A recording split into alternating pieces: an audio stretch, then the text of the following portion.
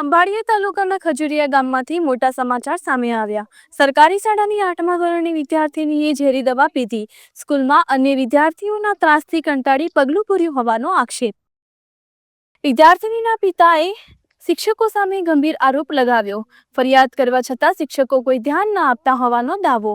13 વર્ષીય વિદ્યાર્થીનીને તાત્કાલિક હોસ્પિટલ ખસેડાઈ। હાલ ખંભાળિયા હોસ્પિટલમાં સારવાર ચાલુ। ઘટનાથી શાળા અને ગામમાં ચકચાર। શાળાની બેદરકારી અંગે પ્રશ્નો ઊભા થયા। સમગ્ર મામલે તપાસની માંગ ઉઠી। Reporter Ghanshyamsinh Vadher, TV7 live news, Devbhumi, Dwarka. Khajuria ગામમાં સરકાર નિહાળમાં મારી છોકરી ભણતી હતી। કાયમ છોકરા બાંધતા હતા। આ 3 દિવસે બાંધે। મેં કાલ કહ્યું કે છોકરીને કહ્યું કે આપણે ભણવું નથી, આપણે અહીંયા હાલે નહીં ગરીબ માણસનું, અહીંયા રૂપિયાવાળાના છોકરા ભણે બરોબર।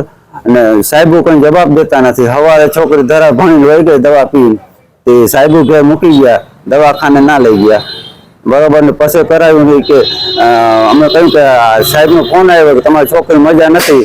હું વાડીથી કામ કરી ઘેર આવ્યો તો છોકરી દવા પીને હોતી હતી। અમે હોસ્પિટલ લઈને આવ્યા ને પછી સાહેબને ફોન આવ્યો કે અમે કંઈ કહ્યું નથી।